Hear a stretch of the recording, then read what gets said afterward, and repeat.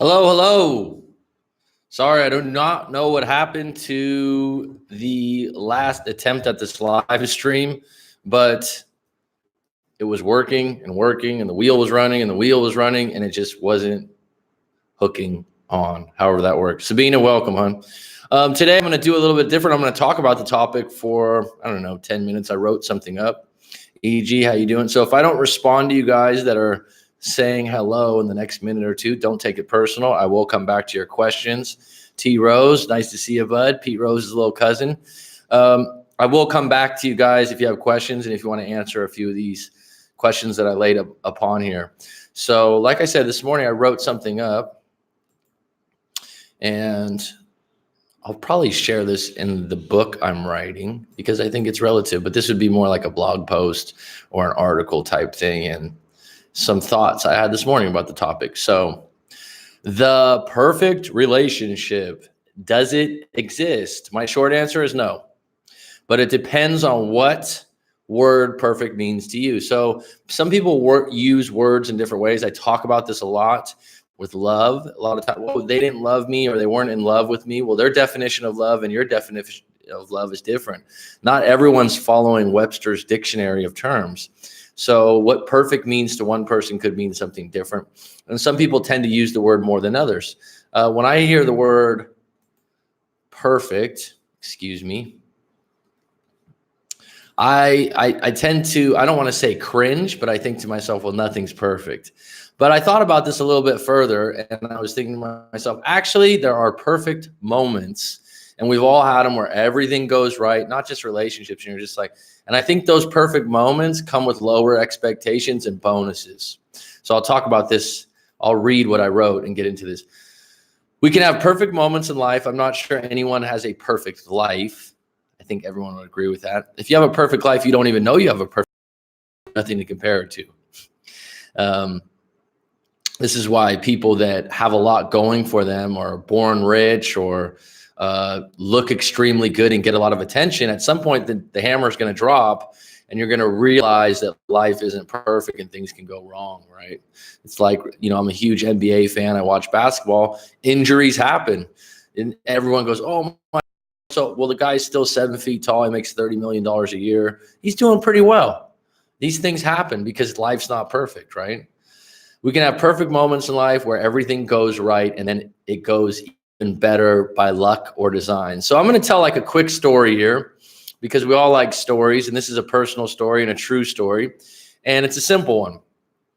And it just came to me today as a moment in a past relationship that just went fucking perfect. And the relationship was not perfect. It was a damn good relationship. We had a lot of good times. It wasn't a lot of highs and lows. There was a lot of highs and a few lows. But this is a story about, we were about a year and a half, I think, into the relationship, but we just really started to get serious and live together and spend time together. And I was living in San Francisco at the time, in the city. So I grew up outside of San Francisco. I hadn't lived in the city, I was going to university there. And it was, about 6:30 in the evening. And if anyone out there knows baseball, not everyone's from America, but baseball is pretty much on every night for 160 games, 62 games a year. So at 7:30 at night, if the Giants, the San Francisco baseball team, is in town, and they'll be playing usually at 7:30. So I said to my girlfriend, I said, hey, you know what? Let's go to the Giants game. She's like, you don't have tickets. You need to go online. I go, you know what? Let's just take the Muni, which is like the bus or the train. I go, let's just take it over there and see if we can get some tickets off the people that sell them on the streets, the scalpers. So I went there. I didn't have a lot of experience doing this. I was 22, 23 at the time. I get off the Muni. There's 5 guys selling tickets. You want tickets? You got tickets? You want tickets? You got tickets? My girlfriend gets scared because there's these people, all around me. I said, oh, I'll take these. Da, da, da. I'm negotiating lightly. And I go, all right, I'll take those. Some other guy comes up from behind that guy that I agreed with and goes, hey, look, I got field club, 10 rows from home plate, 10 rows from the field, $20 for both. I'm like, I'll take them. Well, the guy that sold me the original ones, I hadn't given him the money yet. I'm just like, sorry. He goes, you already made a deal, man. And he started getting really upset. I said, well, I'm going to take these ones. So, I didn't give you the money yet. So there was a little altercation there, but the guy backed off eventually. My girlfriend was really scared that this guy was going to fight me or something. But I acted calm, cool, and collective and relaxed. I wasn't trying to make a big deal out of it. There's 5 different people selling tickets. But my point was, I went over there with no idea of getting tickets, and here I am with the best seats I've ever had for a baseball game for $20, which literally I think the ticket price was $40 each for them, right? So right there, it's going pretty well. So going to the Giants game, watch the Giants game, great seats, love it. About 2 innings in, right when we get there, the action starts. And if you know baseball, action is far and few between. The Giants win the game in the 9th inning. It's just fantastic. You know, the game was like a Hollywood ending. We're cheering. We get on the Muni. We go home. It was just great. And everything went smoothly with some bonuses. Like I was just going there to get basic tickets, and I ended up getting the greatest seats I've ever sat in and walked right into the game, no line, got on the Muni, no problems. You know, I got home. I was like, that was excellent. 2 weeks later, I go back to the game. I'm like, I'm going to do the same thing. Well, the same seats were not available. There was more people at this game. I think I had upper deck seats offered to me for more than the $20 ones. So it was one of those things. It was a perfect moment, but some things went right. And I went into it with low expectations. The second time I went to this game, like 2 weeks later, I was like, oh, I'm going to score some seats like I scored last time for $20. And it took away from the second time because I had these expectations of everything going right like they did before, where that moment was perfect because I wasn't putting a lot of weight on it. And I was pleasantly surprised. The second time, I was like, shit, man, I didn't get field club seats this time. So it's kind of interesting how that works. So I wrote, thinking back, going into my expectations were low. My objective was simple and feasible. So it created room for bonuses. And you realize this when you go out with people, right? When you first start dating, unless you're needy, clingy, and someone that's extremely red flaggish, if that's a word, you know, these people that are putting too much into it too early, you go into a date lighthearted to have a good time and see if you guys connect. And if you don't, it's just fine. And that creates room for bonuses. Okay. Had I gone with the expectation of getting what I got, which was fantastic seats for a cheap price, it would have been different. It wouldn't have been as special. So something going perfect involves a surprise and an added bonus you didn't see coming. For me, that's my definition. Planning for perfect, well, I'm not sure that works the same. You are counting on everything going according to plan. And this is my quote: life is more like the weather than an Excel spreadsheet, right? Weather changes, weather comes and goes, storms come and go, sun comes and goes. It's an Excel spreadsheet is exact. It's going to come out the right way. It's just not how plans work. So I hear this all the time. Well, we planned on doing this. We planned on doing that. Well, it just doesn't work out that way. So how do we have more perfect moments? Dun, dun, dun. Don't plan or put so much pressure on outcomes. Lead with intentions and a lighthearted spirit that doesn't react to a bump in the road as the end of the world. So talking about that Giants game, you know, I'm going to the baseball game. In the beginning, someone offers me tickets at a higher price. I think it was $40 that weren't as good as the tickets I got. So I ended up having to make a judgment call. The other guy comes up to me. I'm like, well, I'm going to take those. This guy got pissed off. I just calmly said, hey, look, man, I'm sorry, but this is a better deal. And I didn't give you the money yet. I didn't react. I didn't get angry. I didn't get upset. And finally, the guy kind of backed off and realized I was correct. He would have done the same thing. We've all tripped and fell in public, literally tripped and fell in public. We've dropped a small fart by accident, right? Now, some of you might be going, where are you going with this? It's the person that laughs at themselves that wins the day and the crowd.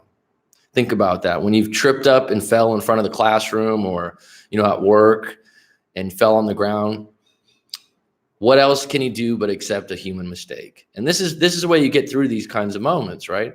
And in relationships, people get moments wrong, not the whole relationship, just moments.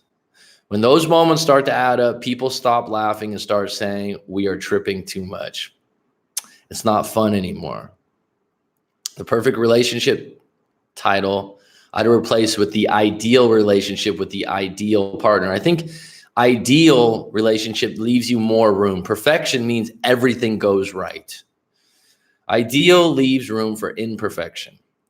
The ideal relationship would be one where you help each other grow as better humans. You help each other by supporting goals and passions. You allow each other to fuck up from time to time, but let each other know what isn't acceptable long term. And that's my ideal relationship. And I'll get into more details probably in other videos and other topics on that. And eventually when I write the book. Here's the thing. We tend to get these forks in the relationship road. You get these spots where you're both together hand in hand and you're like, all right, which way are we going to go? Where I want to grow alone, or you'll never support what I'm currently doing. So sometimes people want to do something alone because they don't have confidence that it's going to work with you. Or sometimes they just know you won't support where they want to go and where they're headed.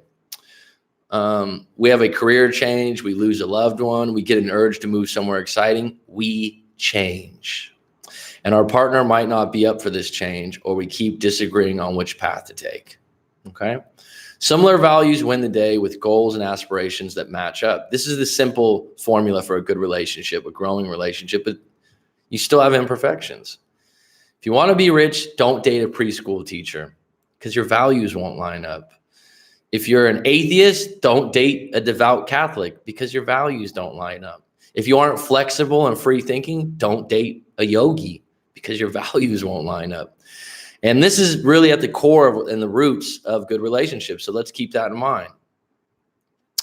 And in closing, all said, maybe I'm wrong. I'd like to get your guys' opinion. So this is where we're going to talk on the live stream and see where we're at with this. So a little different approach today. I went into a little bit deeper on the topic, and feel free to comment as you guys wish about this topic, or if you have other questions, like you like to chime in. So we got 7 on deck. I got about a full hour left before I have a live coaching session today. So let's get it going, folks. First and foremost, Mr. Mayo, congratulations, my friend. Congratulations on the Raptors win. All due respect.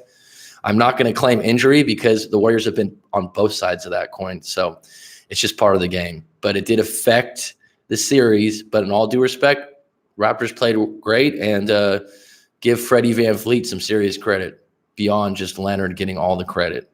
That was a good team. So let's get into these. EG, always on deck. T Rose, you could make it perfect by put in your work every day. That could be your definition, EG. I still think if you put your work in every day and you have an expectation of getting something out.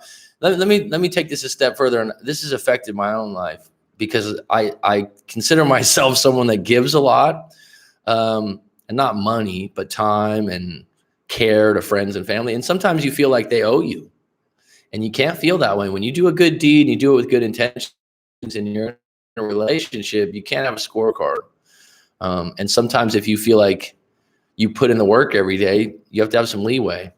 I might not live a perfect life, but I have perfect moments that make it great. Yeah, that's my point. I think, and I don't know if that went over some people's head, the Giants game thing. It was just an example of going into something lighthearted, a plan, a date that worked out as, one of the best times we had. And it all went right. And then I tried to duplicate it, and it was like, oh shit, that was just a moment where a few bonuses occurred. I have a small update when you have a minute, could use your wisdom. Anytime, Mail, go ahead and drop it, bud. Hello, Mac. It's been a while, my friend. How's it going? I'm currently bowling with a couple of friends. I like bowling.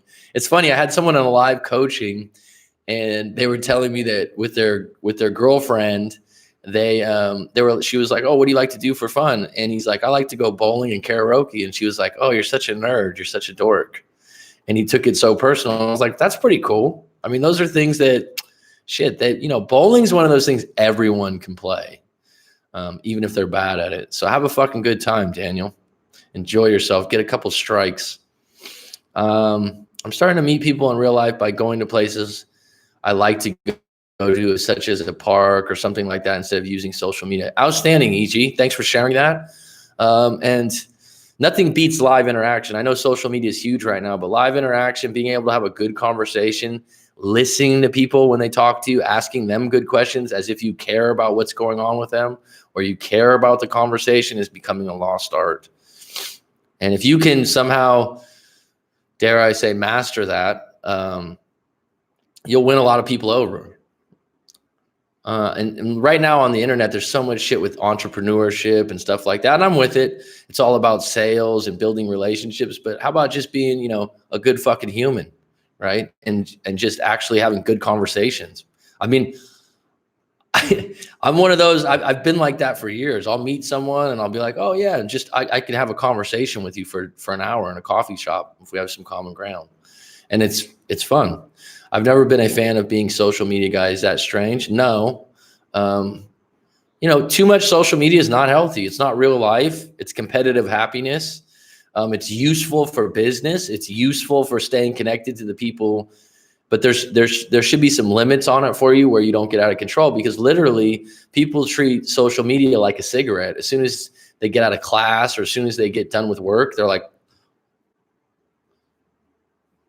let me get a fix, you know? And that's not how you build friendships and good bonds, I think. Coach, I needed that lecture. You are speaking the truth. My first relationship was near perfect. So was my parents' 47-year marriage. 7 years of bad luck now, probably due to high expectations. I don't, you know, this might sound crazy, Sandra, and I don't know if I believe in bad luck as much as taking responsibility.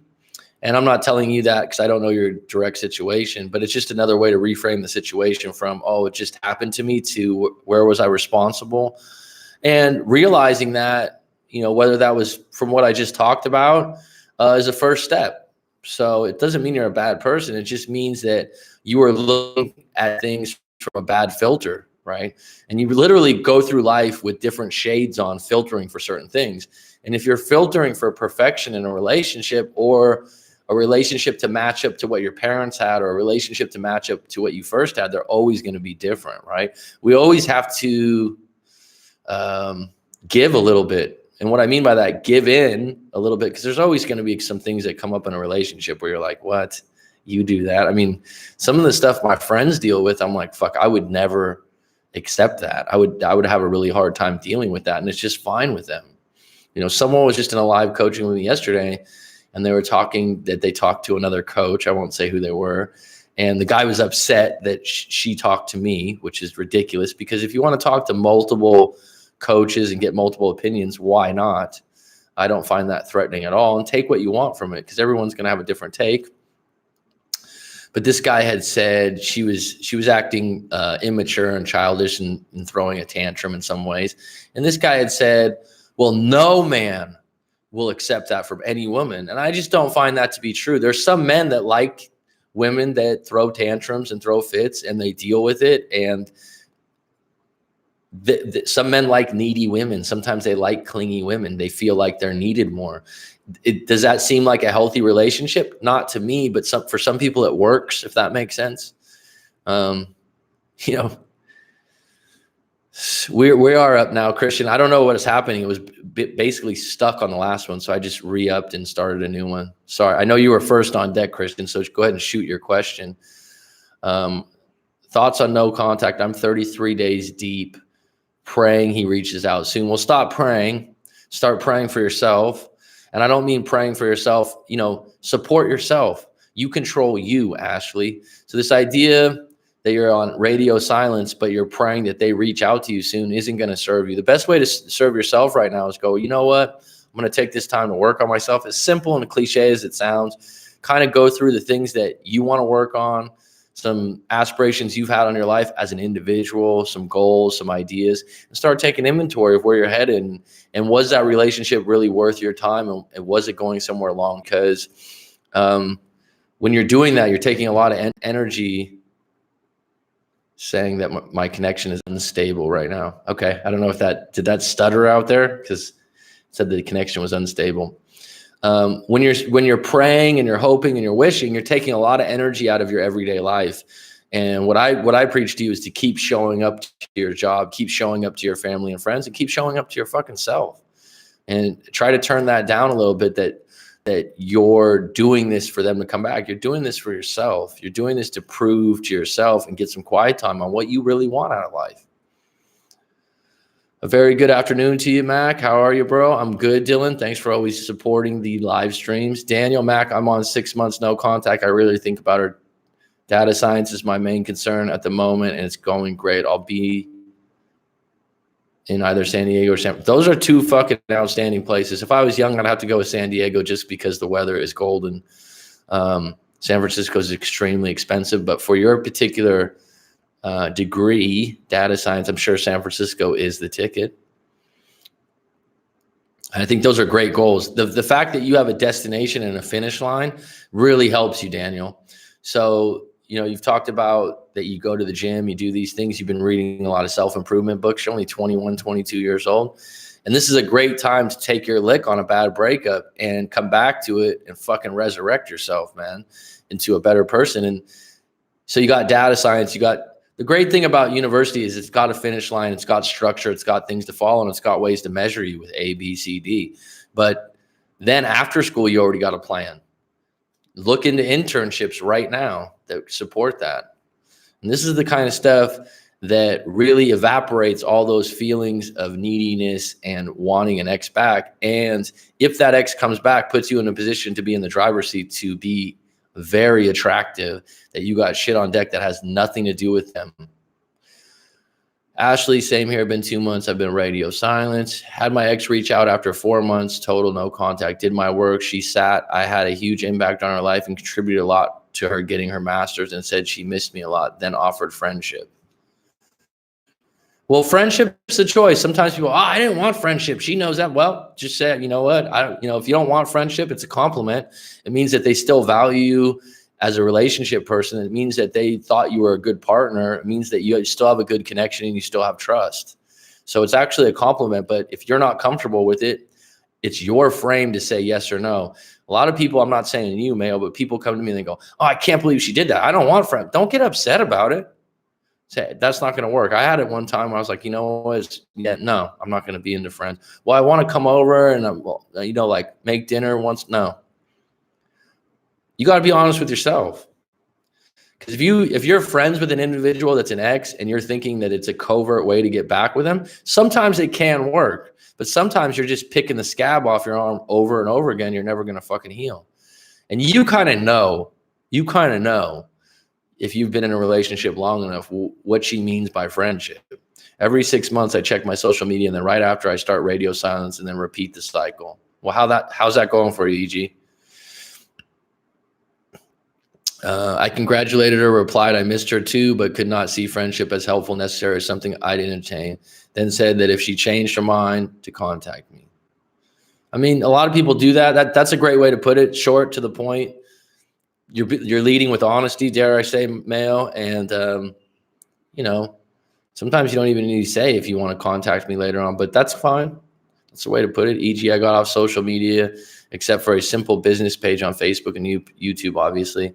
I personally feel like my life seriously improved. Not weird. I've had a lot of people do this because they're really, especially out of a breakup, when you're basically stalking your ex. You're basically, it's the same thing as a stakeout a detective does when you're watching their social media and they're active. And you really don't know what's true or what's not true. And they can play a lot of games with that. And so your power in that situation is to completely erase the opportunity to look at them, because curiosity did kill the cat, right? And what I tell people is, if you can't deal with blocking them as an individual, just take a Facebook fasting or social media fasting for a little while. I like my ex's friend's post from a week ago or so ago. I'm embarrassed. I was obviously stalking. My finger slipped. Well, subconsciously, you didn't slip. You actually did it. And there's nothing to be ashamed of that. That's just it's accidental, but your subconscious guides the fingers, and something in you did that. But you put yourself in that situation by having it available. Okay. So if you want to go on a diet, like I said, if you're overweight, you're fat, and you say, I want to lose weight, take the cookies, the ice cream out of the fridge. Same thing with social media. If you're trying to get over your ex, if you're trying to move forward, if you're trying to stay in no contact, don't have access to their photos and their quotes and their Twitter, because all that is going to do, it's like bait on the line. And every time you bite, they're trying to hook you, if you know about fishing, right? I feel like they probably are sitting in a circle laughing at me. Well, you don't fucking know that. See, that's the problem, is you just created that story, Christian. That's not true because you don't know it's true. You just created that to create it, to make yourself more in shame and guilt and be hard on yourself. But even if, let's just say they are sitting in a circle laughing at you, who the fuck cares? Does that affect your life? Can you eat, drink water, and sleep still? Can you still visit family members and friends? Can you still have a productive life if there's a group of girls laughing at you because you like to fucking post? Get a fucking grip, bro. I mean, seriously. I'm not saying this to put you down, but does that make sense? I mean, life's so much bigger than that, right? It's deeper. So take that. If they're sitting around, have a visualization of them laughing at you, they don't got a lot of shit going well in their life if they're going to sit around gossiping about an ex because he liked the post. I mean, that says more about them than it does about you. So let that shit ride. Let it go. You know? Like I just said in this thing, laugh at yourself a little bit when you fuck up. It's like I mentioned tripping. How many times in your life have you tripped and fallen in a public place?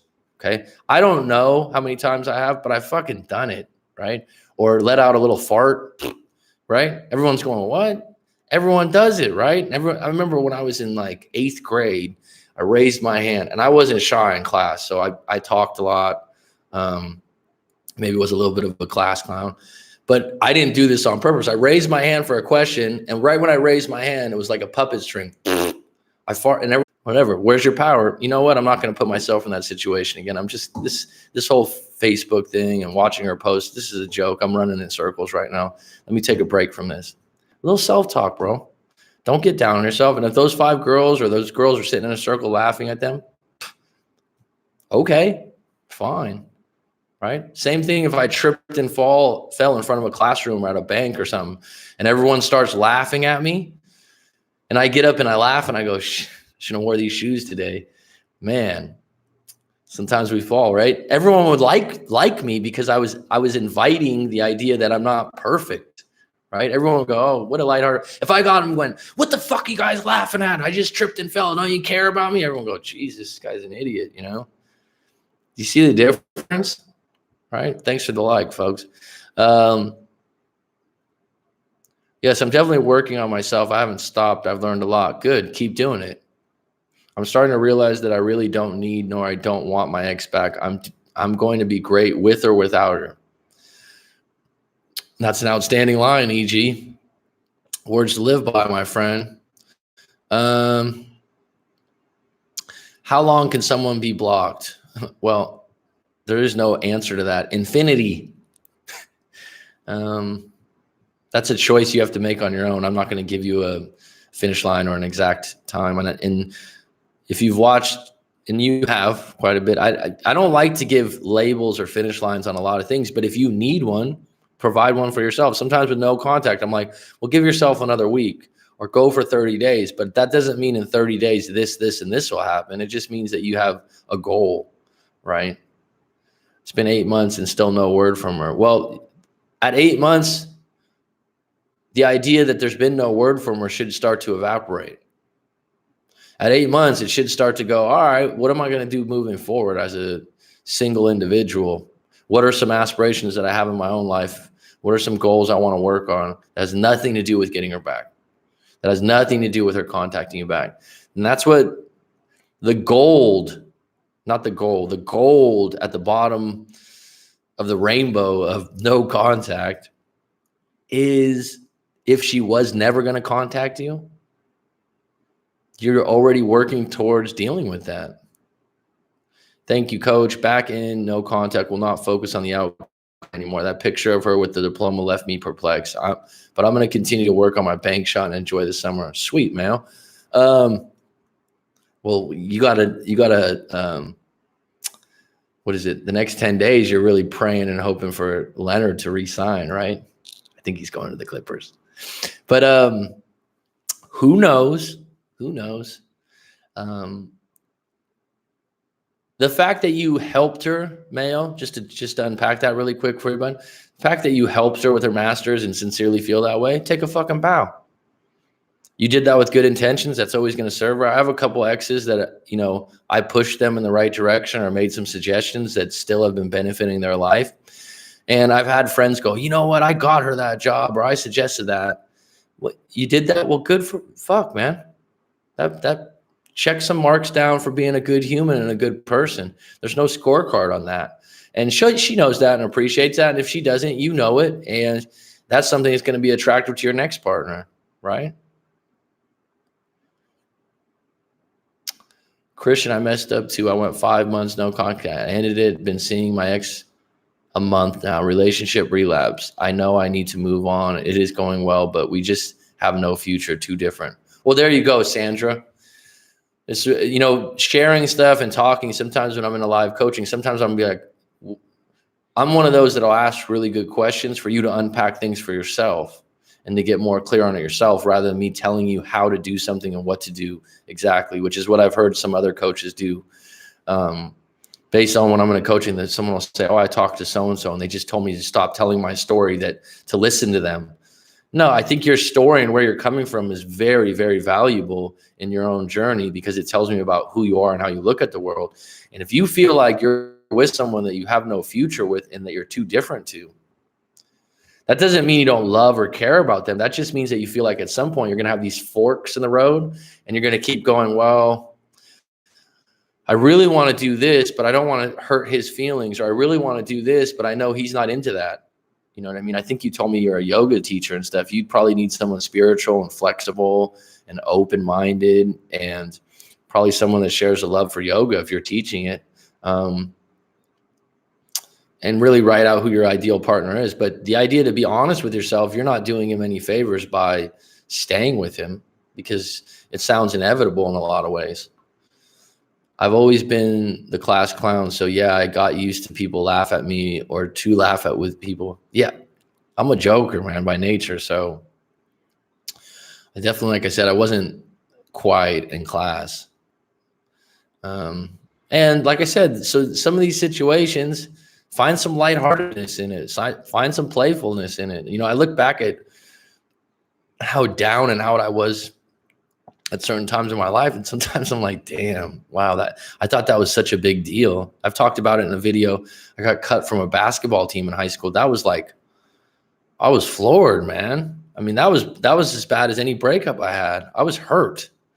And looking back on it, I can laugh about it, and I've validated what happened, and it was fine. But I carried that shit for a little while, you know. Eric G, no offense, mate. If you blocked it, you should get over her and move on. When mine blocked me, I moved on after a while. I've decided to forget about her. I really don't like no contact. I'll rather prefer to do radio silence due to me breaking it. Okay. However you want to define it or do it, go for it. If it's radio silence or no contact, all right. Who the fuck disliked Get Ready to Catch These Hands? I don't see dislikes on the video, but if someone did, it's their prerogative. Okay. You know, everyone's got an opinion. Tips for coming out of no contact. I don't know your question, Ashley. Tips for coming out of no contact. What do you mean, to contact them, or to tips to continue in no contact? Coming out of contact, what do you mean by that? I'm a little bit perplexed, as Mayo would say. I don't even want my ex back, LOL. I'm too focused. One me. No contact is for me, and I've been all about myself. I'm young, and I'm all about myself. No time for anyone else. Well, that's good. That's good. You might want to sprinkle in doing things for other people at some point. I think that's great that you got a lot of these goals, though, because you got a lot of stuff in line. And when you're young like this, you're setting up the runway to do some good things. Maybe sprinkle in some charity work, Daniel, just to get some nice balance. I'm happy for you, and you've been riding on this channel for a long time. I'm just offering you something else that sometimes people, it's good to get focused on yourself, and I agree with it when you're in no contact and get focused on your goals. But to maybe have some more balance, like I said, do some sort of charity work, with whether that's with kids or old people, and it's one time a week, or that'll also look good on your resume for future things, and that'll balance out the fact that you're doing a lot for yourself, and keep you interacted. So, oh, good, okay. Contacting them eventually, or even just speaking to them after being in no contact. Contacting them eventually, or even just speaking to them after being in no contact. Okay, Ashley, for me, to give you advice on that, I would need to know your full story because it's such a broad and general question. So, for me to give you good advice, tailored advice, you could send your story in or book a live coaching session. But to just say something basic that has so many veins and paths to it without knowing exactly what happened in your relationship or where you're at with it, would be giving, it's like someone saying, where should I invest my money? And I would go, well, how much money do you have? And what are you comfortable risk-wise? I'm not a financial advisor, but you know what I mean? Someone couldn't just go, oh yeah, buy Bitcoin. That would be a simple answer, but that wouldn't be very tailored. Thanks, Ashley. I'm saying that because I think a lot of times, I think a lot of you would agree, because obviously you guys have been around YouTube and on the internet with dating advice, or breakup advice is my field, not dating advice. But and you have so many different points of view, and there's a lot of general information. Do this when you break up. It's like, well, what happened in your breakup? I think you really, just like when you have something happen and you want to go to the doctor, and you start going online and getting all these opinions about a cut that turned green or something like that. When you go to the doctor's like, all right, where did this happen? They need to know some details to give you better advice or to diagnose what's going on. Yeah, he's so opposite of me. We learned a lot from each other, but I ended it for a reason. I did so good, staying strong. He was reaching out for a month and I didn't respond. Then I caved. Well, there's something there of that you caved. Could have been loneliness or pity. I hope it's not pity, because that's not probably going to last and that's not going to continue to be attractive. But sometimes opposites attract and they kind of meld together and help each other's, they really help each other's deficiencies. So you can be very different and actually work together. That's not always a problem. I've been attracted to people that I would say are opposite in a lot of ways to me, as long as they help out your deficiencies. So, but I ended it for a reason. Well, then how to know if she has left because she was suffocated or there was another guy in the picture. You don't want to know that, study guidance. How does that benefit you either way? Because if you contact her, then you're suffocating more, right? The fact that you're asking if you suffocated probably means that you were being clingy and needy and asking too many questions, being insecure. So you already know that, or else you wouldn't even ask that question. The possibility is always there. There's another person. But at what point do you want to know about that? I don't think that serves you in any way. If you find out by chance, you find out by chance, but you don't want to dig on that. It's, I need to know that so then I can know we're done. If that's the case, then call up the person and ask them directly, I guess. But again, you're going to go back to ground zero by doing that. I wanted to date one of my ex, and you're also going to kill any type of getting back with that person by asking them that you're needy, you're weak. When you go no contact, it's you, it's tunnel vision, it's you moving forward, it's you being a strong, confident individual that believes in yourself and believes you can move forward and possibly meet someone else. I wanted to date one of my ex-friends, but I was like, nah, that's going to be too weird. Well, the fact that they're an ex-friend means that they probably wouldn't be a good partner because you broke friendship with them for a reason. I've been revisiting the dating game, but I'm just so into myself. Well, if you're honest with yourself, fine. Leave a little bit of yourself open to the fact that when you're not looking for someone, sometimes that's the best time because you don't put a lot of pressure or high expectations. You go into things lighthearted and you can really be loose. You can be relaxed. So when you go out on a date, it's not like, oh, I want this person to be with me. It could be like, all right, if it doesn't fit, it doesn't fit. I'm okay with that. But she contacts me whenever I go no contact. Totally understand. Okay, Ashley. Can I contact one of my exes if years has passed? Of course you can. The question is why and what intentions do you have?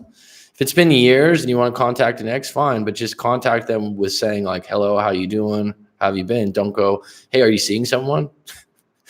She told me that she doesn't want a relationship right now, but maybe years after. Well, she's driving the car right now. She's everything's in her frame. And as long as you keep asking questions, she's going to be directing the ship wherever she wants to go. And that's not attractive to her. Mac, your breakup advice is like love potion number 9. Be careful what you wish for, people. The exes will start chasing you. Well, yeah, I mean, when you go no contact and you've been in a pretty good relationship, thank you for that, Sandra, by the way. Be careful what you wish for, people. There's been people, I think Mayo that was just on earlier, got his ex back and he realized like how bad the relationship was, and it wasn't a healthy relationship and he was chasing an old relationship, if I remember correct. To be honest, I would revisit the idea of getting back with my ex. I would revisit the idea of getting back with my ex more than my ex. I'm confused. Sandra, totally taking her back if I have the chance, but no more ground zero for me. Okay. Ground zero. That's that's a good way to put it. No more ground zero. Yeah. But Mayo, didn't you tell me you were walking on eggshells last time you guys were together? So that wasn't a very comfortable relationship, if that was you, if I remember correctly. I have a good memory usually. Thanks for joining today, Sandra, EG, Daniel, Mayo, Ashley's new, Dylan, as always, he's been riding with this for a long time. And did we get anyone else? Oh, Christian. Christian was actually first on the other one. Thanks, Christian. If my advice to you, Christian, was a little bit tough and it bothered you, maybe that's a reason why you should listen to it. Sometimes someone was telling me before, some have said you're too nice or you're this, but it's usually based on the situation. And sometimes you got to snap a little bit, got to get a little upset. And sometimes people need a caring touch. Everyone's different. So I study psychology. I don't have a master's degree in it, but I study it and I read a lot. And one of my favorite psychologists,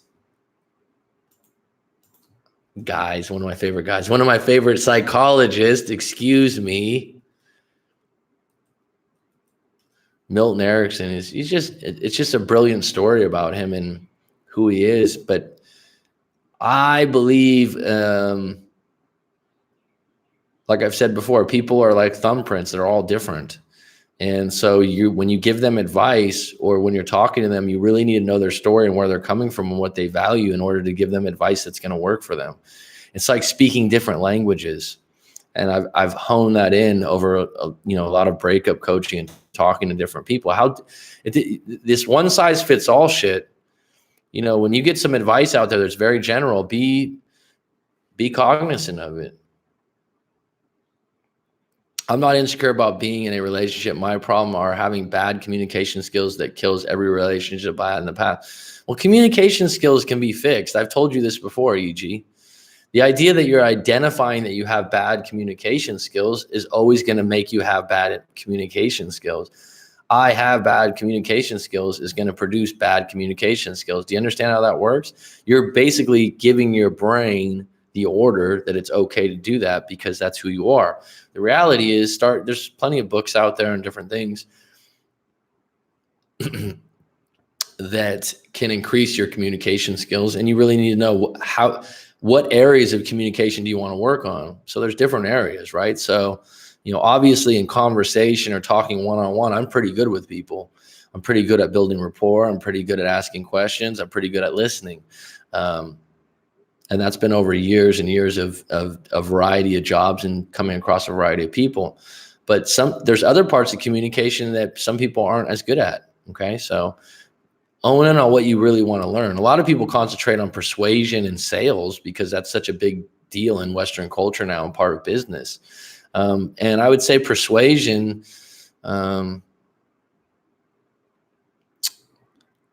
is very beneficial in a lot of conversations, right? To guide people where you want them to go. Only got to be a little more vulnerable at the end, but never got to fully explore that relationship. Only got to be a little more vulnerable at the end. You got to be more vulnerable? I like to talk to a person, but the ones I had in the past like to talk in social media. Well, that's called putting it back into your frame. Not everyone wants to talk in social media. That's something you can change. I do love him, but he has issues. I get lonely and he is chasing. I try to be strong alone without going back to ease the loneliness. Okay, Sandra, a really quick thing. I've talked about this before. Loneliness comes up, and, you know, I'd say if I was in a breakup or past breakups I've been in, a couple of them, if that person was contacting me back and we could hook up and then we could take away the loneliness and the hurt, I probably would have done the same thing.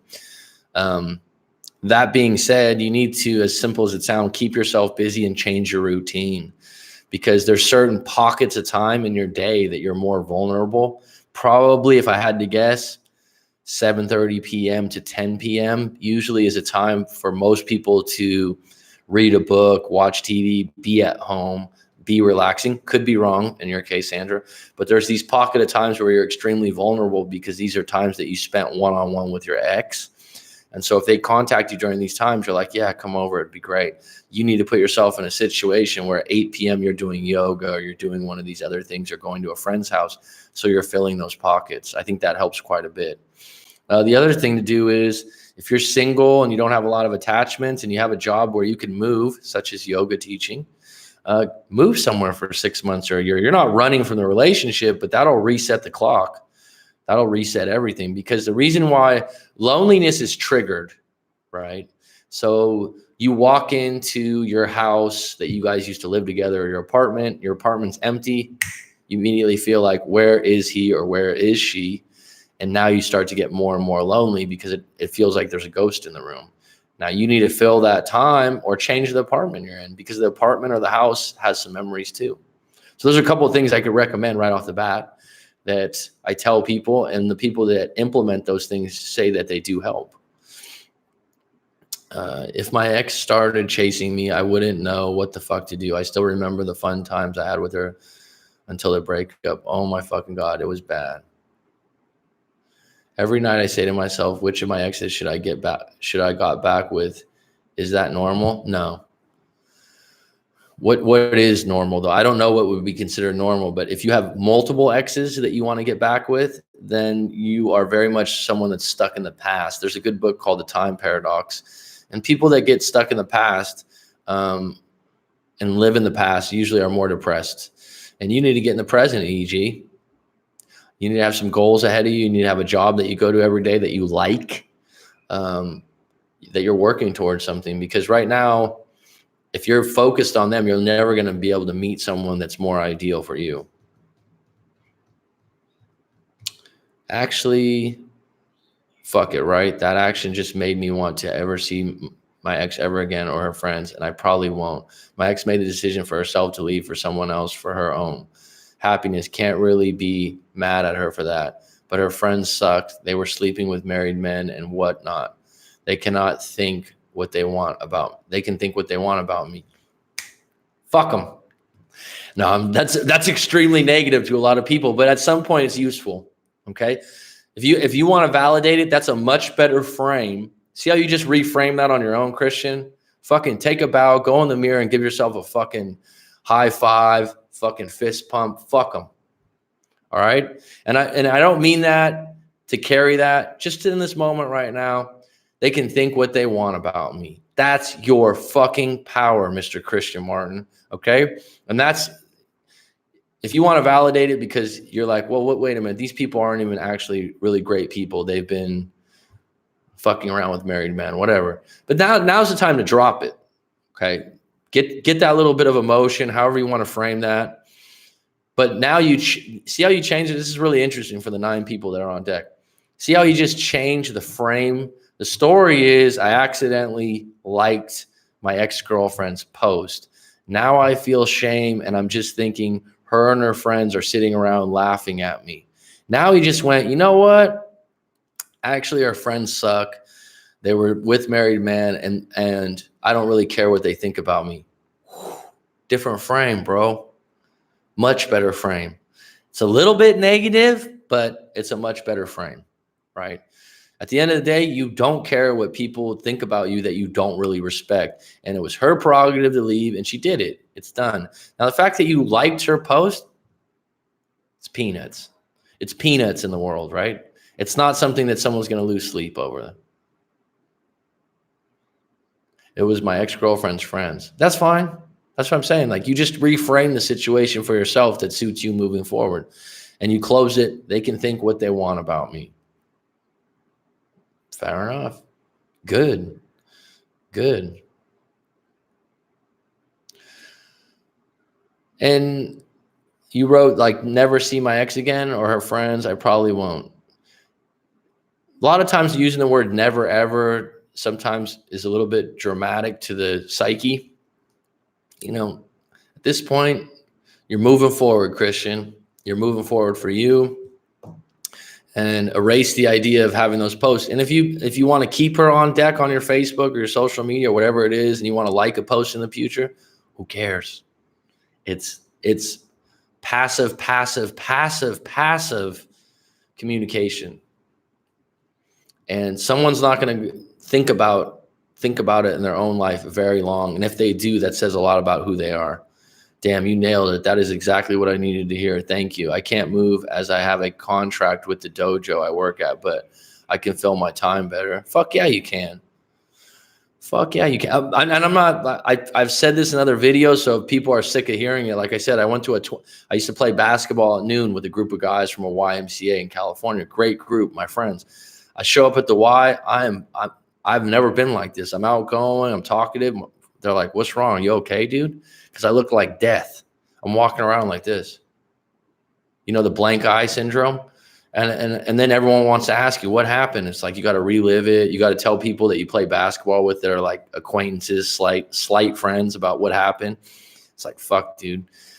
So at 8 o'clock at night, I'm at my house. I'm just feeling it. I'm like, you know what? I'm going to join 24-hour fitness. They got a gym there. I'm going to play with a whole new group of guys, basketball that I don't know, that won't ask me any questions. I'm going to play my heart out till 10:30, 11 o'clock at night and be so tired that when I come home, I'm not going to feel lonely or scared or sad.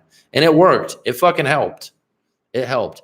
And then I would add to that, Sandra, like, if you got a contract right now, look at, like, all right, when you got free time at home, start researching exotic areas where you could teach, martial arts or yoga, and do some of these retreats or something. Do something where you're like, wow, this would be really exciting.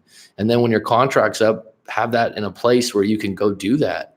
And doing the research will excite you, right? So fill your time with that. Why do men run to rebound relationships? Okay, that's a general statement, Ashley.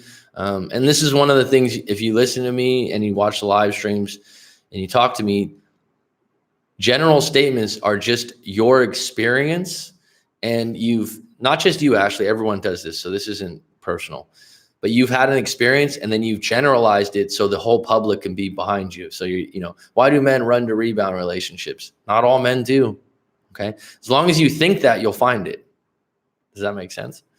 But this has obviously happened to you, or it's happened in a relationship you were in, and now you're saying, oh, this always happens. That's not true. It doesn't always happen. And then I would have to know what's the definition of the rebound, and then displace what you had with them onto the new relationship. Again, this can happen, but not all men do it. Okay. And moving forward, as long as you feel that way, you're going to find men that fulfill that definition. So you have to release that situation as an individual situation, unpack it in a live coaching session with myself or someone else, get to the bottom of it and realize this isn't all of mankind. This is just my story that happened to me and my situation. And how can I come to peace with it? On a roll today, huh?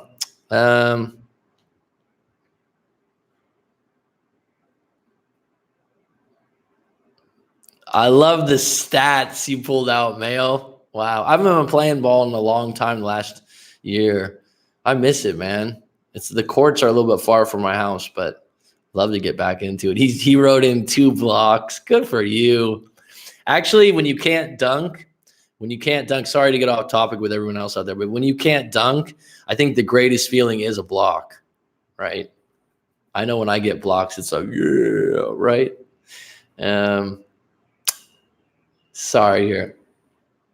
Ashley, send in your story if you haven't sent it in, hun. And book a live coaching session. If you don't like it, it's not helpful and useful, I'll return your money. I guarantee that. I haven't had one yet that didn't go good. It was funny because yesterday and last week I had 2 live coaching sessions where the person had another YouTube popular coach, and they used the same guy, and they both said that they liked my approach better. Just saying. It was my ex-girlfriend's friends, but whatever's, same difference. I got used to be lonely and being in a relationship. It really feels weird for me, and it takes time for me to adapt in the relationship. And when I do, it's already been too late and I lost her already. Well, that's negative, EG. That's victim. You got more control than you think. You got more power than you think. But this narrative you're running, I got used to being lonely, victim. Being in a relationship, it really feels weird for me, victim. And it takes time for me to adapt in the relationship. Everything's about you, right? Now, I just want you to flip the script and take what you just wrote, Eric, or EG, and see where you could change that. I got used to being lonely. Okay, how can you combat that? I can join more groups. I can go for a walk in the park with my dog and introduce myself to people. I don't know. How can you combat loneliness? You can. Being in a relationship, it really feels weird for me. Why does it feel weird and what's weird about it? Unpack that fully and then figure out what you want to keep and what you don't want to keep. And it takes time for me to adapt in a relationship. It takes time for most people to adapt in a relationship. That's not a negative, but are there parts that you're having more trouble with? See how you unpack each part? And then you unpack each, maybe EG, you should get a live coaching session and unpack all this stuff. When do I do this? Already been too late. When I do this, it's already been too late. So how many times have you done this and it's been too late? And what have you learned from it? See how I unpacked all that? Ask yourself good questions. Getting that next Tuesday morning was the clarity I needed. I asked her for a sign in the bus, no joke. 2 days later, bam. Isn't that crazy? People, Mayo, I don't know if you saw my video about getting the sign when I was done, but that's probably one of my most popular videos, and people have done this and told me like, oh, I asked for a sign and 2 days later it happened. I'm happy. You know what I'm happy for? The key thing, fucking clarity. Clarity is key, man. Appreciate clarity. Even if it's not just because it's clarity doesn't mean you have to, it's going to make you feel good or it's what you wanted, but it's crystal clear what's going on and how you feel and where you want to go. There's a lot of value in that, dude. I ran for 11 miles last night. I compared my loneliness to the physical. I was feeling what I was running. I could jump into a relationship and not be lonely, end my run, but I realized the more emotional pain I feel and work on myself, the better the reward will feel, a better relationship. So I kept running, knowing the future I ran, the better I'll feel when I'm done. Running is great. I did that. I never was into running. I like basketball like Mayo, and I've always been active and stuff like that. But running or going for a long jog when you're going through a breakup, listening to good music or listening to an audiobook is fucking outstanding for me. And you can go at your own pace. You don't have anyone talking to you. You can really, it's much better for you to sort problems out when you're physically doing something than sitting on the couch. There's loads of information on that in psychology. I don't want to go into it, but basically do it and see how it feels. And you always feel better after a good run. And if you want to cheat, I've told people this before, if you want to cheat running, you're really lazy, go to a sauna. Is it true that exes don't come back if you take them for granted? That's a general question that I'd have to know your individual situation. I wouldn't know where to start.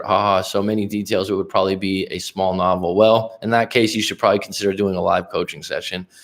Write out 1,200 words and get it out. Because if it is that much, then you got a lot to unpack and deal with. Otherwise, going into your next relationship, you're going to have similar problems. Sometimes people, paying for coaching or paying for someone's opinion it isn't just that you're spending money on something. It's actually making an effort towards the solution. Whether it works or not isn't as big a deal as you committing to the fact that you want to fix something and get better from something. Does that make sense? Sitting on the sidelines and complaining and saying, oh, it's so bad, is actually focusing on the problem. When you make an initiative and you go, all right, you know what, I'm going to commit, and I'm going to pay this guy from YouTube to talk to me, and he says he'll guarantee my money back if it's not helpful and useful. That's not really taking that big of a chance, right? What's the alternative? To keep talking about the problem you have, or actually maybe someone that's pretty professional, has done it before, and you respect, to unpack it with you? Think about that. I lost checkers to a 6-year-old 4 times in a row. I'm 36 for real. Maybe I can focus on bringing my game up there instead of focusing on him. Well, is checkers that difficult for a 6-year-old to win? I don't know. I mean, it's games like that are all about practice. But that's kind of funny. I haven't played checkers in years. King me. That's a lighthearted way to look at it, though, Sandra. That's when you start breaking some of the seriousness. When I talk to people in live coaching, it's like even the most sad people will eventually laugh about something, and that's at the core of breaking up the tension of the situation. So you got a checkers prodigy out there, a little different than chess, right?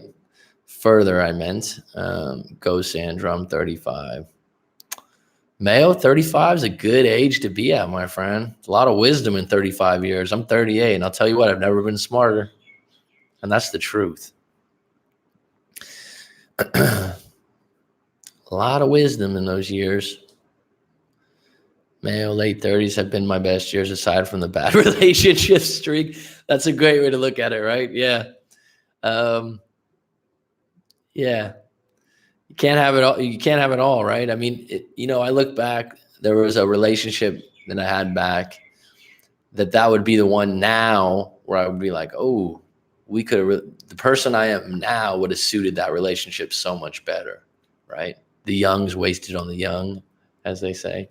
But it is what it is. I wasn't ready mentally to go long-term with that individual at that time. I'm okay with it. But I wouldn't trade my life experience in for the world, to be honest. Like I look back, especially financial moves, I've had opportunities to make some money if I went one way or the other. And I'm like, yeah, but if I would have done that, I want to learn this or been this. I mean, all paths lead to breakup coaching, which I enjoy, and I'm doing a good thing. So I wouldn't trade this in for the world. Thank you guys. Always looking to improve. Right on, Mayo. Thanks for not gloating too much about the raps too, bro. Although when you've been to the finals 5 times and won 3 of them, it's a lot easier to lose than it is if we hadn't won before. So it wasn't as painful. And I just would like some people to give Klay Thompson some credit. Mr. Vanilla Sky. Give that guy some credit. Gee, everyone talks about Durant and Leonard, but I mean, guy deserves a little bit of credit for how he played and what he did. I used to like checkers when I was a kid, but I prefer Monopoly. Oh my fucking God. When my cousin and I play, it's a battle that I'll go for hours. Yeah, I've never been a big board game person, actually. I think we even played Chinese checkers when I was a kid.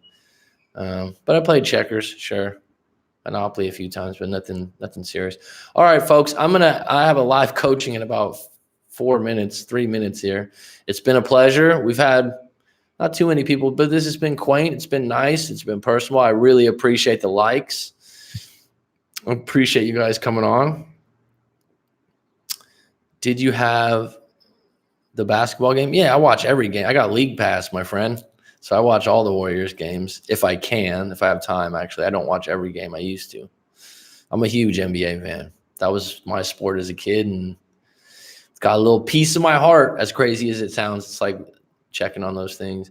You should have seen me try to load my canoe on my car earlier today by myself. I looked there. Yeah, I'll tell you what, bud.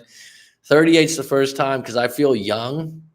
And I feel young, especially but there's certain moments where I'm like, yeah, now you're getting older. Got a few gray hairs. when I go and play hoops, I'm way more sore than I used to be.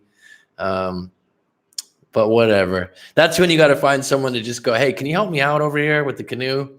You know, be a little vulnerable, Mayo, right? No problem, Sandra. I'm glad you got to get in on this one because I know you said that you haven't. So I think we unpacked some things that were helpful for you. I'm still waiting for that original story. Don't try to perfect it. Just write it. Anyone else out here on this close? Thanks for the likes. If you want to go back through some of these questions and ask them for yourself, I think they're simple questions, but I think they're highly useful. And I actually didn't even get into the questions really that deep. So if you want to come back and scroll up here and kind of unpack that for yourself, then do it. Tyler Rose, thanks, bud. Sabina, EG, Mayo, Daniel, always a pleasure. Ashley, Sandra, Christian Martin. Is that your real name, Christian Martin? Because that sounds like someone I've met before. Anyhow, good night. Thanks to all. See you on the next one.